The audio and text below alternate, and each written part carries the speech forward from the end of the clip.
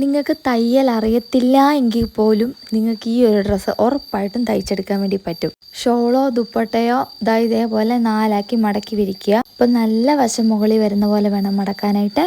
സാധാരണ നമ്മൾ റോങ് സൈഡല്ലേ മുകളിൽ വരുന്ന പോലെ മടക്കുന്നത്, പക്ഷേ ഇത് നല്ല വശം മുകളിൽ വരുന്ന പോലെ മടക്കണം.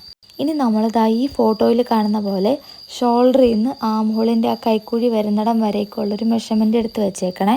ഇവിടെ ഞങ്ങൾ എടുത്തിരിക്കുന്ന മെഷർമെൻ്റ് എന്ന് പറയുന്നത് 6 ഇഞ്ചാണ്. അതുപോലെ തന്നെ നമ്മളിവിടെ ഷോൾഡർ ജോയിനിങ് ചെയ്യുന്നില്ല. അതുകൊണ്ട് തന്നെ ഷോൾഡർ തയ്ക്കുന്നതിന് വേണ്ടിയിട്ടുള്ള തയ്യൽ തുമ്പ് നമുക്കിപ്പോൾ ആവശ്യമില്ല. ഇനി നമ്മൾ എന്താ ചെയ്യേണ്ടതെന്ന് വെച്ചാൽ ഷോൾഡറിൽ നിന്നും ആ ഫോൾഡ് 4 മടക്കി വെച്ചതിൻ്റെ മുകളിലത്തെ ആ ഫോൾഡിൽ നിന്നും താഴേക്ക് 6 ഇഞ്ചിൻ്റെ കൂടെ ഒരു 1/2 ഇഞ്ചും കൂടെ ചേർത്തിട്ട് 6.5 ഇഞ്ചിൽ മാർക്ക് ചെയ്യുന്നുണ്ട്. 1/2 ഇഞ്ച് എന്തിനാണെന്ന് വെച്ചാൽ നമുക്കൊരു ലൂസിന് വേണ്ടിയിട്ടാണേ. അല്ലെങ്കിൽ കറക്റ്റ് ആ ഹോൾ ഫിറ്റായി പോവും, കക്ഷത്ത് അങ്ങനെ മുറുകിപ്പോവും. അത് വരാതിരിക്കാൻ വേണ്ടിയിട്ട് 6 ഇഞ്ചിന് പകരം 1/2 കൂടെ ചേർത്തിട്ട് 6.5 ഒരു ലൈൻ പോലെ മാർക്ക് ചെയ്യുന്നുണ്ട്. പിന്നെ താഴേക്ക് സാധാരണ നമ്മൾ ടോപ്പിനൊക്കെ മാർക്ക് ചെയ്യുന്ന മാതിരി തന്നെ ഷേപ്പിൻ്റെ ലെങ്ത്, ഹിപ്പിൻ്റെ ലെങ്ത് അതൊക്കെ മാർക്ക് ചെയ്യുകയാണ്. ഇവിടെ 13-13.5 ഞാൻ ഷേപ്പിൻ്റെ ലെങ്ത് എടുത്തിട്ടുള്ളത്. ഹിപ്പ് 20 എടുത്തിട്ടുള്ളത്. എന്നിട്ട് ഈ ലൈനെല്ലാം നേരെ വരയ്ക്കണം, സ്ട്രെയിറ്റ് ആയിട്ട് വരയ്ക്കണം. പിന്നിൽ ഈ മെറ്റീരിയൽ എന്ന് പറഞ്ഞാൽ റയോൺ മെറ്റീരിയലാണ്, നല്ല കട്ടിയുള്ള റയോൺ മെറ്റീരിയലാണ്. എന്ന് പറഞ്ഞു കഴിഞ്ഞാൽ ഭയങ്കര കട്ടിയെന്നല്ല, ഇടാനൊക്കെ നല്ല സുഖമാണ്, നല്ല ക്വാളിറ്റിയുള്ള റയോൺ മെറ്റീരിയലാണ്. അതുകൊണ്ട് തന്നെ നമുക്കിതിന് ലൈനിങ്ങിൻ്റെ ആവശ്യമില്ല കേട്ടോ. നിങ്ങൾ ആദ്യമായിട്ട് തയ്ക്കുന്ന ഒരാളാണെന്നുണ്ടെങ്കിലുണ്ടല്ലോ, ഇപ്പോൾ നിങ്ങൾക്കൊരു സംശയം ഉണ്ടായിരിക്കും എങ്ങനെയാണ് ഈ ഷേപ്പിൻ്റെ ലെങ്ത്, ഹിപ്പിൻ്റെ ലെങ്ത് ഒക്കെ എടുക്കുന്നതെന്നുള്ളത്. ഭയങ്കര സിമ്പിളാണ്. ഷോൾഡറിൽ നിന്ന് ടേപ്പ് താഴേക്ക് പിടിക്കുക. എന്നിട്ട് നമ്മൾ ലൈറ്റായിട്ടൊന്ന് ബെൻഡ് ചെയ്ത് കൊടുക്കുക, ചെരിഞ്ഞ് കൊടുക്കുക സൈഡിലേക്ക്. അപ്പം നമ്മുടെ വയറിൻ്റെ അവിടെ ഒരു മടക്ക് വരുമല്ലോ, അതാണ് നമ്മുടെ ഷേപ്പിൻ്റെ ലെങ്ത് എന്ന് പറയുന്നത്.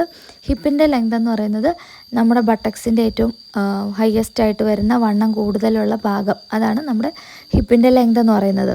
ഇനി നമുക്ക് വണ്ണം വരുന്ന ഭാഗങ്ങളെല്ലാം മാർക്ക് ചെയ്ത് കൊടുക്കാമേ. ബസ്റ്റിൻ്റെ ലൈനില്ലേ, ഞാൻ ആദ്യം വരച്ച 6.5 ഇഞ്ചിൻ്റെ ലൈന്, അതിൽ ഞാൻ കൊടുക്കുന്നത് 9.5 ഇഞ്ചാണ്. നമ്മൾ വേസ്റ്റിൻ്റെ ലെങ്തായിട്ട് 7.5 പ്ലസ് ബാക്കിലൊരു ടക്കിന് വേണ്ടിയിട്ട് 1 ഇഞ്ച് കൂടെ ആഡ് ചെയ്തിട്ട് 8.5 ഇഞ്ചാണ് മാർക്ക് ചെയ്യുന്നത്. അത് കഴിഞ്ഞ് താഴെ ഹിപ്പിൻ്റെ അവിടെ 10 ഇഞ്ചാണ് കൊടുക്കുന്നത്. അപ്പോൾ ഈ വണ്ണത്തിൻ്റെ കാൽക്കുലേഷനൊക്കെ എങ്ങനെയാണ് വരുന്നതെന്ന് വെച്ചാൽ ഒരു 37 സൈസ് ആണെന്ന് വെച്ചാൽ ബസ്റ്റിൻ്റെ അളവ്. ഞാനപ്പോൾ ലൈനിങ് ഇല്ലാത്തത് കൊണ്ട് തന്നെ 1 ഇഞ്ച് ലൂസായിട്ട് ആഡ് ചെയ്യത്തുള്ളൂ. അപ്പം 38 ആയല്ലോ. എന്നിട്ട് 38ന് 4 ഭാഗം കണ്ടുപിടിച്ചിട്ട് അതാണ് മാർക്ക് ചെയ്യുന്നത്. അതുപോലെ തന്നെയാണ് ബാക്കി താഴോട്ടുള്ള മെഷർമെൻറ്റും എല്ലാം ഞാൻ ചെയ്യാറ്. എന്നിട്ട് ഇതിനനുസരിച്ചുള്ള ഷേപ്പ് നമ്മൾ മാർക്ക് ചെയ്ത് കൊടുക്കണേ. അപ്പോൾ ഷേപ്പ് നമ്മൾ മാർക്ക് ചെയ്യുമ്പോൾ ആ ബോഡിക്ക് അനുസരിച്ചിട്ട് സ്കെയിലിനെ അഡ്ജസ്റ്റ് ചെയ്യുകയും കൂടെ ചെയ്യാൻ വേണ്ടിയിട്ടൂടെ നോക്കണം. അതായത് ലൈറ്റായിട്ടൊന്ന് ഇച്ചിരി സൈസുള്ള ഒരാളാണെങ്കിൽ ലൈറ്റായിട്ടൊന്ന് ഷേപ്പ് ചെയ്ത് കർവൊക്കെ എടുക്കുവാണെങ്കിൽ നല്ലതായിരിക്കും. എപ്പോഴും ഇങ്ങനെ ഒറ്റ വരയ്ക്ക് സ്ട്രെയിറ്റ് കൊടുക്കാതെ കൊണ്ട് ഇങ്ങനെ കർവ് എടുക്കുവാണെങ്കിൽ നല്ലതായിരിക്കും. ഇനി നമുക്കുണ്ടല്ലോ ആ ഹിപ്പിൻ്റെ അവിടെ നമ്മൾ മാർക്ക് ചെയ്ത് അവസാനിപ്പിച്ചെടുത്തൊന്നും താഴേക്കൊരു A ലൈൻ പോലെ മാർക്ക് ചെയ്ത് കൊടുക്കണം. ഞാൻ ഫുള്ളായിട്ട് അങ്ങ് താഴെ വരെ സ്റ്റിച്ച് ചെയ്യുന്നില്ല, പകരം ഒരു പകുതിക്ക് ആ ഒരു ചെറിയൊരു ബോർഡർ നിൽക്കുക വെച്ചിട്ട് അത്രയും വരെ ഞാൻ സ്റ്റിച്ച് ചെയ്യുന്നുള്ളൂ. നിങ്ങൾക്ക് വേണമെങ്കിൽ താഴെ വരേക്കും അടിച്ചെടുക്കാം കേട്ടോ. അപ്പോൾ നിങ്ങൾക്ക് ട്രേസിങ് വീൽ ഉണ്ടെന്നുണ്ടെങ്കിൽ നിങ്ങൾ ട്രേസിങ് വീൽ യൂസ് ചെയ്തിട്ട് ഇതിൻ്റെ മേളിൽ കൂടെ, നമ്മൾ ഈ വരച്ചതിൻ്റെ മേളിൽ കൂടെ വരച്ച് കൊടുക്കുകയാണെന്നുണ്ടെങ്കിൽ നമുക്ക് അപ്പുറത്തെ വശത്തും ഇതേമാതിരി മാർക്കിങ് കിട്ടും. പക്ഷേ ഈ മെറ്റീരിയലിൽ നമ്മൾ ട്രേസ് ചെയ്ത് കഴിഞ്ഞാൽ അത്ര കണ്ട് അറിയത്തില്ല. അതുകൊണ്ട് ഞാനിങ്ങനെ പിന്നൊക്കെ വെച്ച് അപ്പുറത്ത് കൂടെയും ഇങ്ങനെ എനിക്ക് മനസ്സിലാവുന്ന രീതിയിൽ ഞാൻ മാർക്ക് ചെയ്യുന്നുണ്ട്.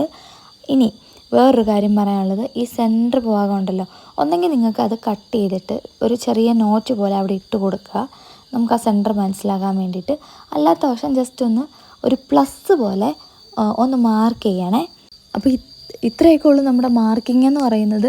ഇനി നമുക്ക് ആ നെക്കും ഫിനിഷ് ചെയ്ത് ഈ വരച്ചെടുത്ത് കൂടെ ഓരോ തയ്യലും കൊടുത്താൽ മാത്രം മതി. ഈ കൈത്തയ്യലൊക്കെ അറിയാമെന്നുള്ള ആൾക്കാരാണെങ്കിൽ പിന്നെ മിഷീൻ്റെ ആവശ്യം പോലും ഇല്ല കേട്ടോ. അപ്പോൾ ഞാനിവിടെ ആ പ്ലസ് എന്ന് ഞാൻ പറഞ്ഞില്ലേ, അതൊന്ന് ജസ്റ്റ് നിങ്ങൾക്കൊന്ന് കാണിച്ചു തരാൻ വേണ്ടിയിട്ട് വരച്ചാണ്. അതായത് കറക്റ്റ് ആ സെൻറ്റർ ഭാഗത്ത് ജസ്റ്റ് ഒരു പ്ലസ് ഇട്ട് കൊടുത്താൽ മതി. ഇതെന്തിനാണെന്ന് ചോദിച്ചാൽ നമ്മൾ ആ ക്യാൻവാസിൻ്റെ സെൻറ്ററും നെക്കിൻ്റെ സെൻറ്ററും കറക്റ്റാക്കി മാച്ചാക്കി വെക്കാൻ വേണ്ടിയിട്ടാണ്. ക്യാൻവാസ് റെഡിയാക്കി എടുത്തതിൻ്റെ ഫൂട്ടേജ് എനിക്ക് കിട്ടിയില്ല കേട്ടോ, എങ്ങനെയോ അത് എടുക്കാൻ പറ്റിയില്ല. പക്ഷെ ഞാനത് നിങ്ങൾക്ക് പറഞ്ഞു തരാം കേട്ടോ. അപ്പോൾ ഇതിൽ നമ്മൾ മനസ്സിലാക്കേണ്ട ഒരു കാര്യം, സാധാരണ നമ്മൾ നെക്ക് ചെയ്യുമ്പോഴത്തേനും ഷോൾഡർ തയ്യൽ തുമ്പായിട്ടുള്ള 1/2 ഇഞ്ച് ഒക്കെ കൊടുത്തിട്ടാണ് ചെയ്യുന്നത്. പക്ഷേ ഇതിലങ്ങനെയല്ല വേണ്ടത്, കാരണം നമുക്ക് ഇവിടെ ഷോൾഡർ ജോയിനിങ് വരുന്നില്ല. അപ്പോൾ ആ ഒരു കാര്യം നിങ്ങൾ മനസ്സിലിരുത്തിയിട്ട് വേണം ഇനി ഞാൻ പറയുന്ന കാര്യങ്ങൾ കേൾക്കാനായിട്ട്. ഈ നോച്ച് കൊടുത്തെടുത്ത് കാണുന്ന ആ ലൈനാണ് നമ്മുടെ സെൻട്രൽ ലൈന്. അതിൻ്റെ ബാക്കിലോട്ടുള്ളതാണ് നമ്മുടെ ബാക്കിൻ്റെ നെക്കിൻ്റെ ഷേപ്പ്. അതൊരു 2.5 ഇഞ്ചാണ് എടുത്തിട്ടുള്ളത്. പിന്നെ ഫ്രണ്ടിലേക്ക് ഞാൻ എടുത്തിരിക്കുന്ന ലെങ്ത് എന്ന് പറഞ്ഞാൽ 7 ഇഞ്ചാണ്. നമ്മൾ സാധാരണ ഒരു കേർവ്ഡ് യു അല്ലെങ്കിൽ കേർവ്ഡ് വി വരയ്ക്കുന്ന പോലെ ആണ് ഞാനത് വരച്ചെടുത്തിട്ടുള്ളത്. അപ്പം 2ആയിട്ട് കട്ട് ചെയ്യേണ്ട ക്യാൻവാസിനെ ഒറ്റ സ്ട്രിപ്പിൽ നമ്മൾ എടുത്തു എന്നുള്ളതേ ഉള്ളൂ കേട്ടോ. കട്ട് ചെയ്ത ക്യാൻവാസ് നമ്മൾ ഇതുപോലെ ഒരു ക്ലോത്തിൽ അയൺ ചെയ്തെടുത്തിട്ട് സൈഡിൽ നിന്നുള്ള ഒരു 1/4 ഇഞ്ച് വിട്ടിട്ട് ബാക്കിയുള്ള ഭാഗം കട്ട് ചെയ്ത് മാറ്റിയിട്ട് ഈ 1/4 ഇഞ്ചിനെ നമ്മളിതുപോലെ ഉള്ളിലേക്കാക്കി അടിച്ചെടുക്കണം. പിന്നില്ലേ ഞാൻ നേരത്തെ പറഞ്ഞ പോലെ ക്യാൻവാസിൻ്റെ സെൻറ്ററിൽ ഒരു നോച്ച് ഇടുന്ന കാര്യം മറക്കരുത്.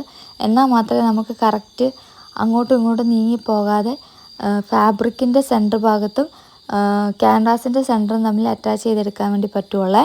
അപ്പോൾ ഇതാ ഞാനിവിടെ നമ്മുടെ തുണി എടുത്തിട്ടുണ്ട്, ക്യാൻവാസും എടുത്തിട്ടുണ്ട്. തുണിയുടെ നല്ല വശം എടുക്കുക, ക്യാൻവാസിൻ്റെ നല്ല വശവും തുണിയുടെ നല്ല വശവും വരുന്ന പോലെ വെച്ച് കൊടുക്കുക. അതായത് നമ്മൾ ആ ലൈനിങ് വന്നേക്കുന്ന ആ ഭാഗം ഫേസ് ടു ഫേസ് വരുന്ന പോലെ വെച്ച് കൊടുത്തിട്ടുണ്ടല്ലോ. തുണി ഇപ്പം ഈ മെറ്റീരിയൽ ഇച്ചിരി അങ്ങോട്ടും ഇങ്ങോട്ടും തെന്നുന്നതായതുകൊണ്ട് തന്നെ നമുക്ക് റൗണ്ട് ചെയ്ത് സ്റ്റിച്ച് ചെയ്യുമ്പോൾ ചിലപ്പോൾ അങ്ങോട്ടും ഇങ്ങോട്ടും അതിൻ്റെ ആ അലൈൻമെൻറ്റ് സെൻറ്റർ എന്നൊക്കെ ഉള്ള ആ ഭാഗങ്ങളൊക്കെ അങ്ങോട്ടും ഇങ്ങോട്ടും ലൈറ്റായിട്ട് മാറാൻ ചാൻസ് ഉണ്ട്. അപ്പോൾ അത് വരാതിരിക്കാൻ വേണ്ടിയിട്ട് ഞാനിങ്ങനെ നടുക്കൂടെ ആയിട്ടൊന്ന് തയ്ച്ച് കൊടുക്കുന്നുണ്ട്. ഇനി നമ്മളുണ്ടല്ലോ മാർക്ക് ചെയ്തെടുത്ത് കൂടെ തയ്ച്ചെടുക്കണം. ബാക്കിൽ യു പോലെയും ഫ്രണ്ടിൽ വിയും ആണ് നമ്മൾ ചെയ്തിട്ടുള്ളത്. പിന്നെ ഒരു കാര്യം പ്രത്യേകം ശ്രദ്ധിക്കണം, നമ്മൾ തല കയറി പോകാനുള്ള സ്പേസ് വരുന്ന രീതിയിൽ വേണം നെക്കിനെ മാർക്ക് ചെയ്യാൻ വേണ്ടിയിട്ട്. ഒരുപാട് ക്ലോസ് ആക്കി പോയി കഴിഞ്ഞാൽ തല കയറി പോകാതെ വരും. അപ്പോൾ നമുക്ക് വേറെ എന്തെങ്കിലുമൊക്കെ ഓപ്ഷൻസ് കൊടുക്കേണ്ടതായിട്ട് വരും കേട്ടോ. അപ്പോൾ നിങ്ങളുടെ ഡിസൈൻ എന്താണോ അതിനെ ബേസ് ചെയ്തിട്ട് വേണം നിങ്ങളത് ചെയ്യാൻ വേണ്ടിയിട്ട്. ഇനിയുണ്ടല്ലോ ഈ തയ്ച്ചതിൻ്റെ ഇപ്പുറത്ത് കൂടെ ആയിട്ട് ഒരു 1/4 ഇഞ്ച് സ്പേസ് വിട്ടിട്ട് ക്ലോത്തിനെ കട്ട് ചെയ്തെടുക്കണം. ഇനി സപ്പോസ് നിങ്ങൾക്ക് ക്യാൻവാസിൽ ഇത് ഫിനിഷ് ചെയ്യാൻ താല്പര്യമില്ലാത്ത ഒരാളാണെന്നുണ്ടെങ്കിൽ തുണീനെ 4ആക്കി മടക്കി ഇട്ട സമയത്ത് നമ്മൾ ഫ്രണ്ട് നെക്കും ബാക്ക് നെക്കും ഒക്കെ അങ്ങനെ അങ്ങ് കട്ട് ചെയ്തിട്ട് ക്രോസ് പീസൊക്കെ വെച്ചിട്ട് സ്റ്റിച്ച് ചെയ്തെടുത്താലും മതിയേ. പക്ഷേ എപ്പോഴും ഒരു ഭംഗി അല്ലെങ്കിൽ ഒരു കാണാനൊരു ഫിനിഷിങ് ലുക്കൊക്കെ ക്യാൻവാസിലാണ് കൂടുതലും. ഇനി അതല്ലാന്നുണ്ടെങ്കിൽ സ്വല്പം കട്ടി കൂടിയ മെറ്റീരിയലൊക്കെ ആണെങ്കിൽ സംഗതി വർക്കാവും. 1 മീറ്റർ മേടിക്കുമ്പോൾ അതിനൊരു 30-40 രൂപ എന്തോ ആവുള്ളൂ ക്യാൻവാസ് ഷീറ്റ് മേടിക്കുന്നതിന്. അപ്പോൾ നിങ്ങൾക്ക് വേണ്ടി തയ്ക്കുന്നവരാണെങ്കിൽ പോലും അതൊരു മീറ്റർ ഷീറ്റ് മേടിച്ച് വെക്കുന്നതിനകത്ത് യാതൊരു വിധ തെറ്റുമില്ല. അപ്പം പിന്നെ നിങ്ങൾ റെഗുലറായിട്ട് വീഡിയോസ് വാച്ച് ചെയ്യുന്നവരാണെങ്കിൽ ശ്രദ്ധിച്ചിട്ടുണ്ടായിരിക്കും, ഞാൻ ഉള്ളിലത്തെ പീസ് കട്ട് ചെയ്ത് മാറ്റിയിട്ടില്ലായിരുന്നു. സാധാരണഗതിയിൽ നമ്മൾ സ്റ്റിച്ച് എവിടെ കൂടെയാണോ വരുന്നത് അവിടെ കൂടെ തന്നെ ക്യാൻവാസ് കട്ട് ചെയ്ത് മാറ്റിയിട്ട് ഉൾവശം എടുക്കുകയല്ലേ ചെയ്യാറ്. ഇവിടെ ഞാനത് ചെയ്യാത്തതിൻ്റെ കാര്യം എന്താണെന്ന് വെച്ചാൽ ഇതിൻ്റെ ഈ സെൻറ്റർ ഭാഗം കറക്റ്റ് കിട്ടണമല്ലോ. പോരാത്തതിന് ഈ തുണി അങ്ങോട്ടും ഇങ്ങോട്ടൊക്കെ നീങ്ങുന്ന തുണി, അപ്പോൾ കറക്റ്റ് കിട്ടിയില്ലെങ്കിലോ എന്നുള്ളൊരു ഇതുകൊണ്ടാണ്. കട്ട് ചെയ്യുന്ന സമയത്ത് ഞാൻ ചെറിയ കാര്യം പറയാം. എനിക്കൊരു ഫ്രണ്ട് ഉണ്ട്, ആൾ മുസ്ലിമാണ്. ആളെപ്പോഴും ഒരു 99% കഫ്താൻസാണ് സ്റ്റിച്ച് ചെയ്യിപ്പിക്കാറ്. അപ്പോൾ എൻ്റെ ഒരു ഇൻസെക്യൂരിറ്റി എന്താണെന്ന് വെച്ചാൽ ഞാൻ നല്ല സ്ലിം ആയതുകൊണ്ട് തന്നെ ഇങ്ങനെയുള്ള മോഡൽസ് ഈ കഫ്താൻ പോലുള്ള ഡ്രസ്സുകൾ എനിക്ക് ചേരത്തില്ല എന്ന് ഞാനങ്ങ് വിശ്വസിച്ചിരിക്കുന്ന ഒരാളായിരുന്നു. അതുകൊണ്ട് തന്നെ ഞാൻ ഒരെണ്ണം പോലും എനിക്ക് വേണ്ടിയിട്ട് ഞാൻ ട്രൈ ചെയ്തിട്ടില്ല. പക്ഷേ ഈ ഒരു ടൈം ആയപ്പോൾ ഉണ്ടല്ലോ കഫ്താൻ ഭയങ്കര ട്രെൻഡിങ് ആവുന്നു, ഒരുപാട് പേര് കഫ്താൻ തയ്പ്പിക്കുന്നു. അതൊക്കെ കണ്ടു കഴിഞ്ഞപ്പോൾ എന്നാൽ പിന്നെ എനിക്ക് ഒരെണ്ണം ആയാലോ എന്ന് ഓർത്തിട്ട് ഞാനിങ്ങനെ ഒരു സാധാരണ ഒരു റയോൺ മെറ്റീരിയൽ വെച്ച് സ്റ്റിച്ച് ചെയ്തപ്പോഴത്തേക്ക് എനിക്കൊരുപാട് കോംപ്ലിമെൻറ്റ്സ് കിട്ടി. അപ്പോൾ ആദ്യം പറഞ്ഞത് എൻ്റെ ഹസ്ബൻഡാണ്, നന്നായിട്ടുണ്ട്. കാര്യം ഞാനത് വീട്ടിലിങ്ങനെ ഇട്ട് നടന്നപ്പോഴത്തേനും പുള്ളിയാണ് എന്നോട് പറഞ്ഞത് നന്നായിട്ടുണ്ട്, ഇതൊക്കെ തയ്ക്ക്, നല്ലതായിരിക്കും, പുറത്തൊക്കെ പോകുമ്പോഴൊക്കെ ആണെങ്കിലും ഇടാൻ പറ്റും എന്നിങ്ങനെ പറഞ്ഞത്. പിന്നെ അങ്ങോട്ട് കഫ്താൻ തയ്യലാണ്.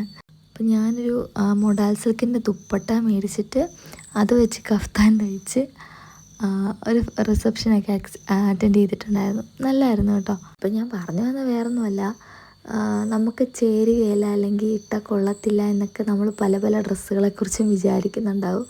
പക്ഷെ ഒന്ന് ട്രൈ ചെയ്ത് നോക്കിയിട്ട് അതിനെക്കുറിച്ച് തീരുമാനിക്കുന്നതായിരിക്കും നല്ലത്. അപ്പം നമ്മുടെ ടേസ്റ്റിനും കൂടെ ഒത്തു വരുന്ന പോലത്തെ ഒരു മോഡലും കൂടെ ആണെങ്കിൽ നന്നായിരിക്കും എന്നാണ് എൻ്റെ ഒരു അഭിപ്രായം. അപ്പോൾ ഇവിടെ സ്റ്റിച്ചിങ്ങിൻ്റെ കാര്യം പറയുകയാണെങ്കിൽ നമ്മൾ ആ 4 ഇഞ്ച് കട്ട് ചെയ്തെടുത്തല്ലോ, ഇനി നമ്മൾ സൈഡിലേക്ക് ചെറിയ ചെറിയ നോച്ചസ് ഇട്ട് കൊടുക്കണം. അതായത് ചെറിയ ചെറിയ കട്ടുകൾ ഇട്ട് കൊടുക്കണം.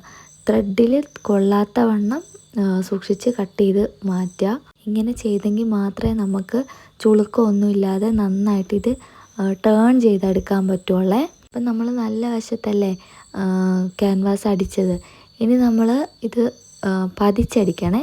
ഒന്നെങ്കിൽ നമുക്ക് അയൺ ചെയ്തിട്ട് പതിച്ചടിക്കാം, അല്ലെങ്കിൽ ഡയറക്റ്റായിട്ടും പതിച്ചടിക്കാം. അയൺ ചെയ്ത് പതിച്ചടിക്കുന്നതാണ് കാണാനൊരു ഭംഗി. പക്ഷെ ഞാനിവിടെ ചെയ്യുന്നില്ല, ഞാൻ ഡയറക്റ്റ് പതിച്ചടിക്കുവാണേ. അപ്പോൾ എൻ്റെയൊക്കെ ഒരു പ്രത്യേകത പറയുകയാണെങ്കിൽ, ഇപ്പോൾ നമ്മൾ ചുരിദാർ സെറ്റായിട്ട് മേടിക്കുകയാണെന്ന് വിചാരിക്കുക, അതിൻ്റെ ടോപ്പും അതിൻ്റെ പാൻറ്റും ഒക്കെ പോയാലും അതിൻ്റെ ദുപ്പട്ട സൂക്ഷിച്ച് വെച്ചിട്ടുണ്ടായിരിക്കും കേട്ടോ. അപ്പോൾ നിങ്ങളിതുപോലെ സൂക്ഷിച്ച് ദുപ്പട്ടയൊക്കെ മാറ്റി വെച്ചിട്ടുണ്ടെന്നുണ്ടെങ്കിൽ അതൊക്കെ വെച്ച് ഇതുപോലൊക്കെ ഒന്ന് ട്രൈ ചെയ്ത് നോക്കാം കേട്ടോ. ഈ എൻഡിലൊക്കെ ടാസൽസ് ഒക്കെ വരുന്ന മോഡലാണെങ്കിൽ നല്ല ഭംഗിയായിരിക്കും അതൊക്കെ കാണാൻ വേണ്ടിയിട്ട്. അപ്പോൾ ഇനി നമ്മൾ ചെയ്യേണ്ടത് കറക്റ്റ് നമ്മൾ മാർക്ക് ചെയ്തെടുത്ത മെഷർമെൻറ്റ്സ് മാച്ച് ചെയ്ത് കൊടുത്തിട്ട് സൈഡിൽ കൂടെ നമ്മൾ ആ ഷേപ്പിനനുസരിച്ച് തയ്ച്ചെടുക്കണം. ഇവിടെ നമുക്ക് ആകെപ്പാടെ 1-2 കാര്യം മാത്രം ശ്രദ്ധിച്ചാൽ മതി. എന്നാന്ന് വെച്ചാൽ ഫ്രണ്ടത്തെ ഭാഗവും ബാക്കത്തെ ഭാഗവും സെയിം ആയിരിക്കണം. നമ്മൾ ആ മാർക്ക് ചെയ്ത് കൊടുത്തിടം അങ്ങോട്ടും ഇങ്ങോട്ടും കറക്റ്റായിട്ട് കിട്ടിയാൽ മാത്രം മതി. പിന്നെ തുണി ഇങ്ങനെ വിശാലമായി കിടക്കുന്നതുകൊണ്ട് നമുക്ക് മാനേജ് ചെയ്യാൻ സ്വല്പം ബുദ്ധിമുട്ട് വരും. ആ ഒരൊറ്റ കാര്യമേ ഇതിനകത്തൊരു പ്രശ്നമായിട്ട് എനിക്ക് തോന്നിയിട്ടുള്ളൂ. അപ്പോൾ അതാ ഇതേപോലെ മുകളിൽ നിന്ന് താഴെ വരേക്കും ഒന്ന് സ്റ്റിച്ച് ചെയ്തെടുത്തേക്കുക. 2 സൈഡും അതേപോലെ ചെയ്യും. പിന്നെ നമ്മൾ ക്യാൻവാസൂടെ ഹെമ്മിങ് ചെയ്തെടുത്താൽ മതി, സംഗതി റെഡി. നല്ല എളുപ്പമല്ലേ തയ്ക്കാൻ വേണ്ടിയിട്ട്. അപ്പോൾ ഇതാണ് എൻ്റെ സിസ്റ്റർ. കണ്ടാൽ ഞങ്ങൾ ഒരു ബന്ധമില്ലാത്തവരാണെന്ന് തോന്നുമെങ്കിലും സ്വന്തം അനിയത്തിയാണ്. അപ്പോൾ നിങ്ങൾക്ക് നമ്മുടെ വീഡിയോ ഇഷ്ടപ്പെട്ടിട്ടുണ്ടെങ്കിൽ ഒന്ന് ലൈക്ക് ചെയ്ത് സപ്പോർട്ട് ചെയ്യുക. ഇതേപോലുള്ള വീഡിയോസ് കാണാൻ താല്പര്യമുണ്ടെങ്കിൽ ചാനലും കൂടെ ഒന്ന് സബ്സ്ക്രൈബ് ചെയ്തേക്കുക. അടുത്തൊരു വീഡിയോ കാണാം. അതൊരിക്കും ടാറ്റാ.